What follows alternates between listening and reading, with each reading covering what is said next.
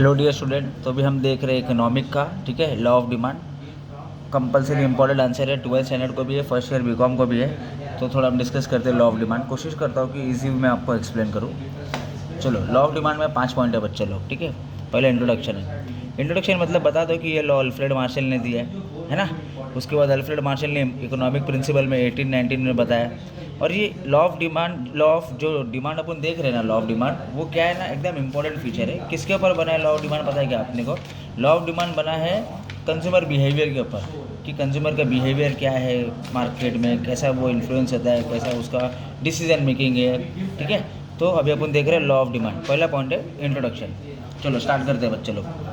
Law of demand Alfred Marshall ने दिया है, प्रिंसिपल ऑफ इकोनॉमिक की बुक में जो 1819 में पब्लिश हुई थी, ठीक है। लॉ ऑफ डिमांड में 2 चीज़ बताया उसने। क्या बताया? 2 चीज़।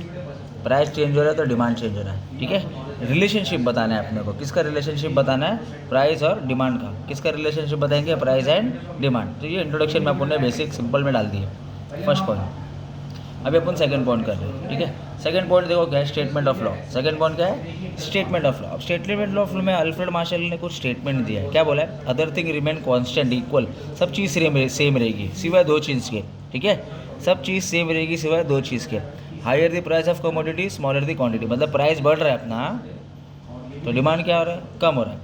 और अगर अपना प्राइस कम हो रहा है तो डिमांड क्या हो रहा है? बढ़ रहा है। मतलब greater the price lower the demand, lower the price higher the demand. ये अपने को स्टेटमेंट ऑफ लॉ में बताना है अपने को, ठीक है।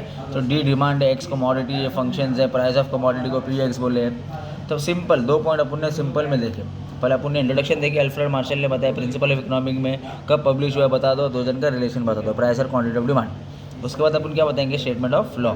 स्टेटमेंट ऑफ लॉ में सिंपल बताएंगे, सारी चीज़ कॉमन रहेगी सिवाय 2 चीज़ के। और ये एक्सप्लेन कर दो, higher the price lower the demand, lower the price higher the demand, ठीक है। 2 पॉइंट अपना तैयार हो गया। थर्ड पॉइंट है अपना टेबल शेड्यूल डायग्राम, ठीक है। टेबल शेड्यूल डायग्राम, तो उसमें अपन क्या बताएंगे कि हम 2 जन का रिलेशनशिप बता रहे हैं। वही 2 चीज़ मेन फैक्टर है, उसको ही पकड़ के चलो, प्राइस और डिमांड, उसी को अपन बता रहे हैं, ठीक है। तो प्राइस अपना ये है, प्राइस ऑफ कमोडिटी, और डिमांड ये है। मतलब 10 प्राइस था तो 1 की है। प्राइस कम हुआ तो बढ़े, और प्राइस कम हो तो और बढ़ा, और प्राइस कम हो तो और बढ़ा, और प्राइस कम हो तो डिमांड बढ़ा। ये रिलेशनशिप बताना है अपने को, ठीक है। चलो, तो देखो अभी अपन ने क्या किया है, वाई एक्सिस और एक्स एक्सिस बना दिए, 1 2 3 4 5 6, 1 2 3 4 5 6। अभी देखो कैसा प्लॉट करते हैं, इसको देख के प्लॉट करेंगे अपन। प्राइस कितना? 10 ना। तो देखो ये प्राइस था तुम्हारा, तो कितने लोग ने खरीदे? 1 लोग ने खरीदे ना। तो देखो 10 प्राइस था, 1 लोग ने खरीदे। अभी प्राइस कितना हो गया? 8 हो गया ना, तो मैं 8 पे आऊँगा। कितने जन ने खरीदे? 2 जन ने खरीदे। थर्ड प्राइस कितना था? 6। तो देखो मैं प्राइस 6 पे आया, और कितने लोग ने खरीदे? 3, तो 3 पे आया मैं। नेक्स्ट प्राइस कितना था? 4 ना। तो देखो मैं 4 पे आया, और कितने लोग ने खरीदे? 4। नेक्स्ट प्राइस कितना था? 2। देखो प्राइस कम हो गया, तो मैंने क्या किया, और लोग बढ़ गए ना मेरे। तो क्या समझ में आया कि प्राइस जैसे जैसे जैसे जैसे प्राइस कम हो रहा है, तुम्हारा डिमांड वैसे वैसे वैसे वैसे बढ़ रहा है। यही चीज़ तुमको एक्सप्लेन करना है, डायग्राम भी उसका ही बनाना है, एक्सप्लेनेशन भी उसका ही करना है, ठीक है। तो ये अपन ने थर्ड पॉइंट देखा ऐसा। अभी नेक्स्ट फोर्थ पॉइंट है अजम्पशन। तो देखो ध्यान दो अभी बच्चे लोग, मैंने डिटर्मिनेंट्स का जो आंसर पढ़ाया था ना, डिटर्मिनेंट्स ऑफ डिमांड, वही पॉइंट्स पूरा अपने को डालना है। बस एक कॉमन चीज़ डालना है, no change no change no change no change. पूरे 10 पॉइंट में वही लिखेंगे कि ये 10 पॉइंट चेंज नहीं होना चाहिए, 10 पॉइंट सेम होना चाहिए, 10 पॉइंट इक्वल होना चाहिए।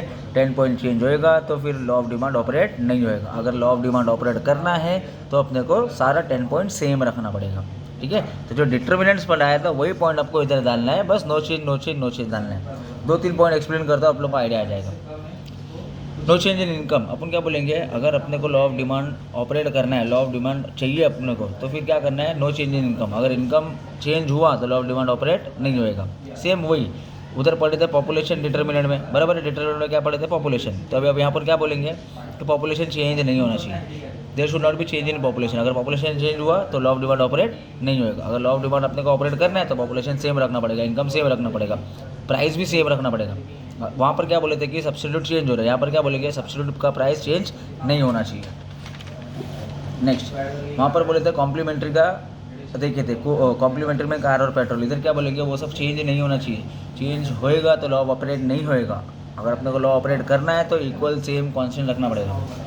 एक्सपेक्टेशन ऑफ फ्यूचर प्राइस भी सेम रखना पड़ेगा, ठीक है। चेंज नहीं करना है, हॉबी टेस्ट प्रेफरेंस चेंज नहीं करना है, no change. Law of operate करना है, लॉ ऑफ डिमांड, तो चेंज नहीं करना है, ठीक है।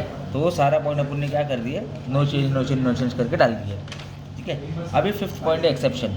एक्सेप्शन का मतलब क्या है, कि देखो लॉ ऑफ डिमांड अपन ने जो पढ़े ना, ये वाला अपन ने पढ़े ना, क्या पढ़े थे ये स्टेटमेंट में, प्राइस ज़्यादा रहेगा तो डिमांड कम, या प्राइस कम रहेगा तो डिमांड, ये इन्वर्स है।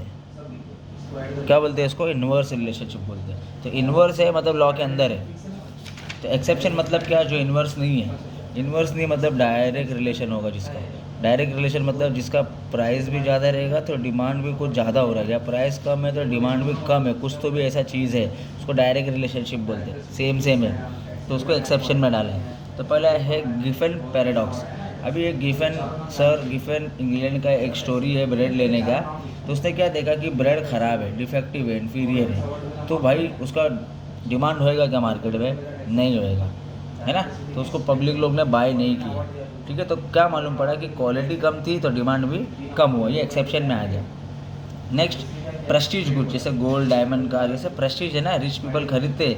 तो यार ये कितना भी महंगा रहने दो, प्राइस ज़्यादा होगी इसकी, तो डिमांड वो रिच पीपल लोग भी करेंगे ही। मतलब देखो डायरेक्ट रिलेशन है, इसके लिए वो एक्सेप्शन में आया। Next speculation. स्पेकुलेशन का मतलब क्या है कि आज onion for example 100 rupees kilo है, तो स्पेकुलेशन मतलब एक का डबल एक का ट्रिपल हो रहा है, उसको स्पेकुलेशन बोलते हैं। तो लॉ ऑफ डिमांड क्या है ना, स्पेकुलेशन को एंटरटेन नहीं करता है। कि जैसे दिवाली, पीपल के पास, पब्लिक लोग के पास पैसा होता है, भले तुम कितना भी महंगा दो। जैसे अभी पब्लिक के पास इनकम है और दिवाली आई है ना, तो यार वो लोग शॉपिंग में चूकने वाले नहीं है। फिर तुम कितना भी महंगा दो, सोना कितना भी महंगा करो, धनतेरस में कितना भी महंगा हो जाए, पब्लिक सोना खरीदती है ना।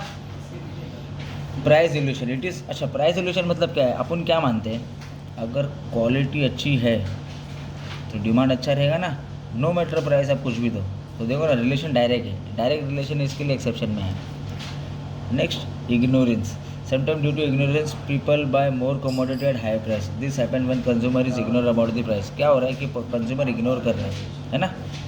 हाई प्राइस है तो भी इग्नोर ही कर रहे हैं, मतलब प्राइस ज़्यादा है और डिमांड भी ज़्यादा ही कर रहे हैं, देख नहीं रहा है।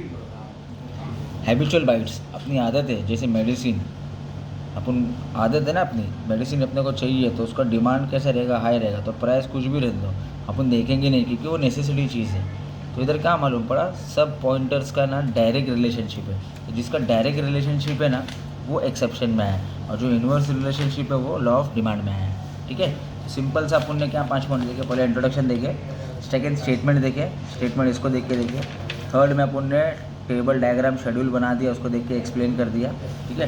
फोर्थ में अपन ने असम्पशन देखे, वही डिटर्मिनेंट्स वाला पॉइंट जो मैंने एक्सप्लेन कराया था, बस इधर अपने को नो चेंज डालना है। और पाँचवा पॉइंट क्या देखे अपन ने?